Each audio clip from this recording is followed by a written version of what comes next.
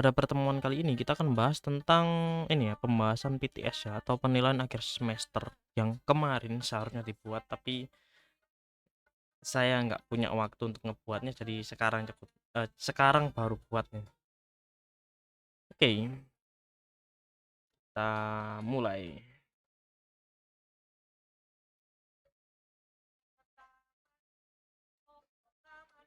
Oke, pembahasan PTS ya, penilaian akhir semester ya. Oke, agenda yang akan kita lakukan adalah ya kita akan bahas tentang soal yang telah dikerjakan kemarin dan ini adalah jawaban yang seharusnya diisi ya, walaupun jawaban yang benar itu relatif ya. Oke, lanjut ya. Oke, perbedaan antara server side scripting dan client side scripting. Nah, server side sendiri terjadi di bagian sisi server, API, database dan server. Client side scripting terjadi di bagian sisi browser, pengguna dan melibatkan pemrosesan dan manipulasi data. Oke. Contoh, di server side kita punya validasi form, punya login dan register, dan personalisasi. Sedangkan di client side kita punya animasi, validasi formulir real time, dan interaksi peta. Oke, lanjut ya. Oke, lanjut di soal nomor 2 ya, yaitu Apache HTTP server atau APC2 ya. APC2 adalah server web yang open source yang banyak digunakan untuk hosting situs web. Oke, ini ya intinya ya. Jadi Apache 2 adalah server web yang open source yang banyak digunakan untuk hosting situs web. Oke, contoh penggunaannya. Contoh penggunaan Apache 2 itu yang pertama adalah hosting situs web statis seperti blog pribadi atau portofolio. Yang kedua adalah hosting aplikasi web dinamis seperti forum, CMS, dan toko online. Yang ketiga ada hosting layanan web seperti API dan web service. Yang keempat ada menjadi reverse proxy untuk server web lain. Oke, untuk selanjutnya nggak ada ya. Oke, ini karena saya cuma buatnya dua aja ya, untuk memperlihatkan tampilannya aja. Oke, kita lanjut ya. Jadi di nomor 3 ada ini ya, jelaskan langkah yang perlu dilakukan untuk menginstal dan mengkonfigurasikan Apache 2 di server Linux. Kita juga perlu menyertakan informasi tentang file konfigurasi yang penting ya.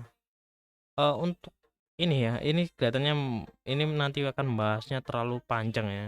Saya sertakan informasi tentang file konfigurasi yang penting ya.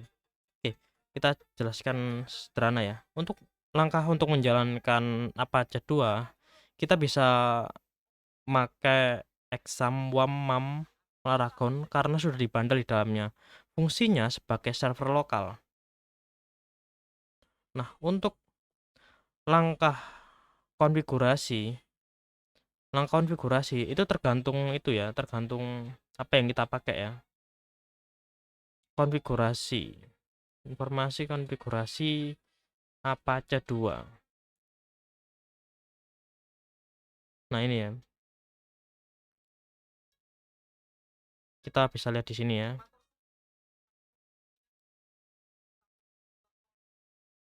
Jadi untuk konfigurasi kita perlu ini ya, perlu setting ya. Jadi dia perlu di ini ya, listen 8 8000, kemudian nama server, nama host yang akan kita pakai. Ada ini ya, alamat IP-nya 8000 ya, sama ya. Oke, bentar.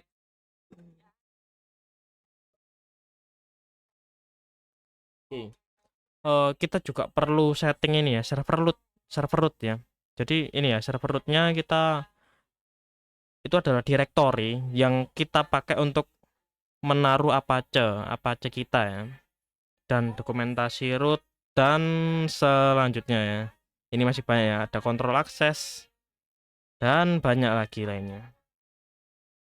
Oke, untuk lebih lanjutnya kalian bisa baca-baca di sini ya, atau kalian bisa cari sendiri lah ya untuk cara untuk konfigurasi itu ya, konfigurasi Apache 2 ya. Oke, lanjut. Apa yang dimaksud dengan hosting web bersama atau shared hosting? Shared hosting sendiri adalah itu ya. Shared hosting sendiri adalah layanan web yang beban biayanya ditanggung oleh lebih dari satu pengguna. Jadi biasanya biayanya akan lebih terjangkau, namun dia banyak situs web yang ada di layanan tersebut. Ya, yang pertama kan dia keenakannya kan itu biayanya lebih terjangkau, tapi permasalahannya adalah layanannya di sistem website tersebut dia punya banyak situs web yang dilayani. Oke, ini untuk itu ya, kelebihan dan kelemahannya ya. Oke, lanjut ya. Bagaimana mekanisme kerja ketika mengelola permintaan dari browser ke web server? Oh, ke web ya, kok web server. Jelaskan prosesnya. Oke. eh kita karena ini soalnya ini ya, sebut oh kan jelaskan prosesnya ya. Jadi kita perlu ngebuat analogi ya, pembayangan lah ya. Jadi kita kita sebagai user akan mengirimkan request lewat browser. Kemudian dari browser akan mengirimkan request ke sisi server. Nah, dari sisi server tersebut akan mengirim balik paket yang di request oleh si user dan ditampilkan di browser. Oke, ini untuk penjelasan ini ya. Bagaimana mekanisme atau cara kerja dalam mengelola permintaan dari browser ke server web. Oke, lanjut ya. Di sini ada itu ya, ada kode ya. Berikut merupakan kode. Kita punya itu ya, kita memasukkan nilai ya, inputnya 10, outputnya 10. Oke, kita punya dollar number sama dengan dollar get number if dollar number lebih besar dari 0. Terus kemudian dia akan memberikan itu ya nilai ya, mereturn nilai ya. Nilainya adalah itu ya, positif ya. Sedangkan ketika dia nggak sesuai atau kurang dari 0, maka angkanya akan negatif. Karena inputnya adalah 10, maka outputnya adalah 10 positif ya. Oke. Jadi analoginya cukup sederhana ya. Oke, berikut ini adalah itu ya kode untuk menjalankan ini ya, dolar. Oh, ya dolar ya. Ada get number ketika if ada ini ya apa persen ya. Untuk persen sendiri kita cek ya. Hmm, persen. Kita cek ini ya. Dollar number.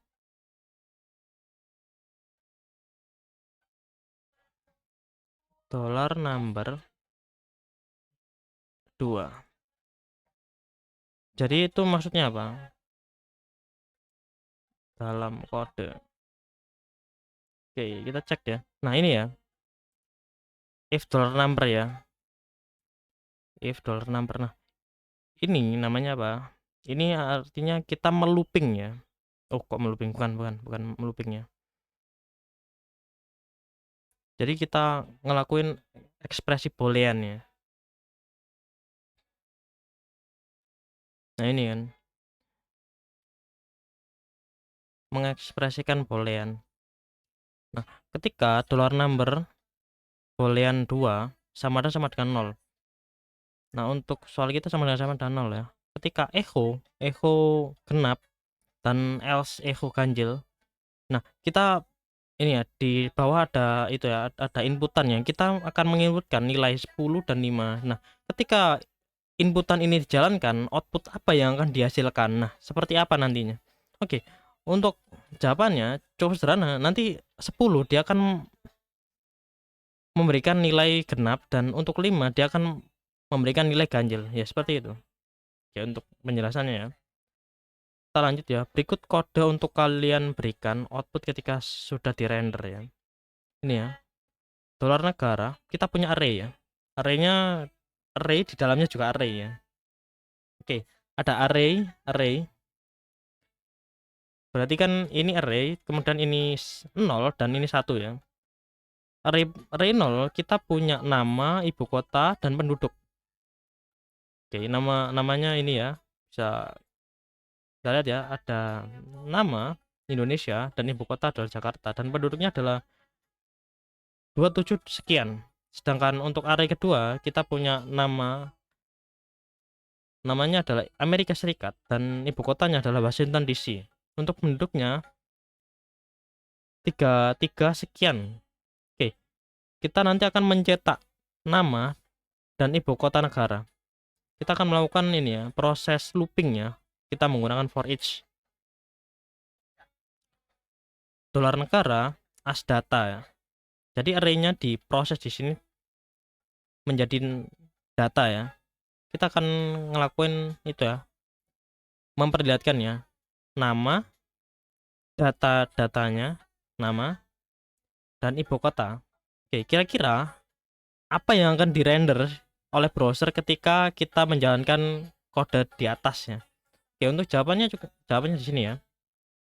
Hasilnya akan seperti ini ya. Nama Indonesia, ibu kota Jakarta, dan nama Amerika dan ibu kota Washington DC ya. Oke, ini adalah hasil rendernya ya.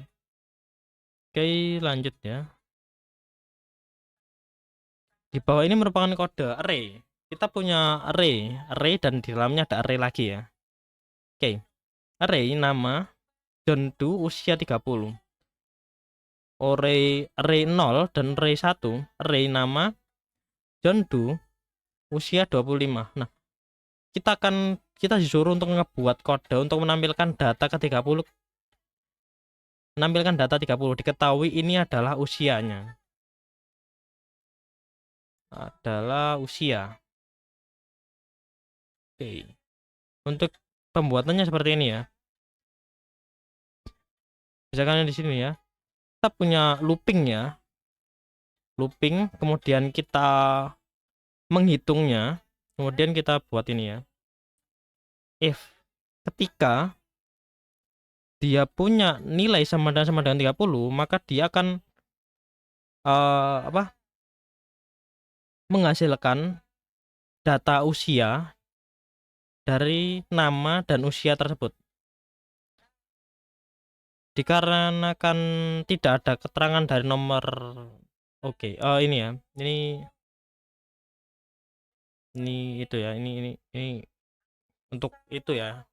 Dikarenakan tidak ada keterangan dari nomor 10 sampai 15 maka akan dijadikan bonus. Ini untuk itu ya, untuk yang dicetak ya. Karena yang punya kita itu nggak dicetak ya. Tuh. Kita punya ini ya.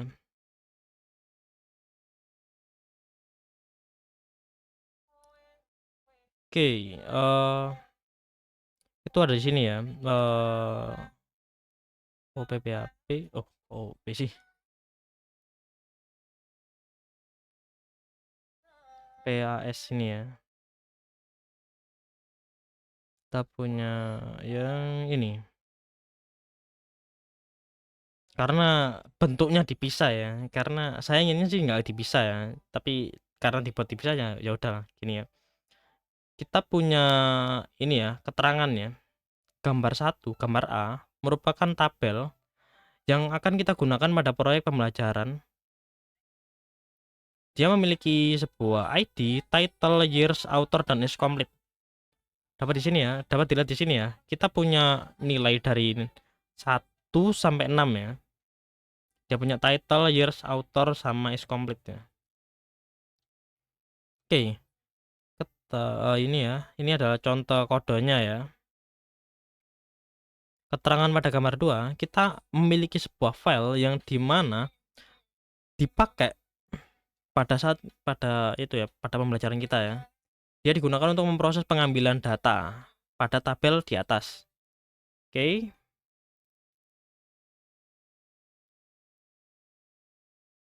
Oke, lanjut ya di soal nomor 10 ya. Kalian dapat lihat di gambar A dan gambar B merupakan file yang kita pernah pakai untuk pembelajarannya. Proses pengambilan yang ada pada tabel di atas itu, jika kode ini dijalankan, data apa saja yang akan keluar. Kita perlu ngebuat dalam bentuk tabel ya. Oke. Jadi semua data dari tabel akan ditampilkan di sini. Dapat dilihat di sini ya. Jadi semua data tabelnya akan ditampilkan di sini ya. Mulai dari ID, title, years, author, sampai complete. Ya lanjut ya. Nomor 11 dapat dilihat pada tabel gambar A dan gambar E, apa yang akan terjadi jika kita melakukan proses push atau apa?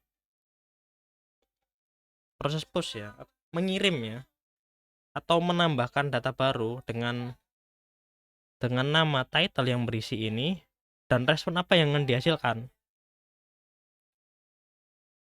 Oke, bisa kita lihat di sini ya. Keterangan bukan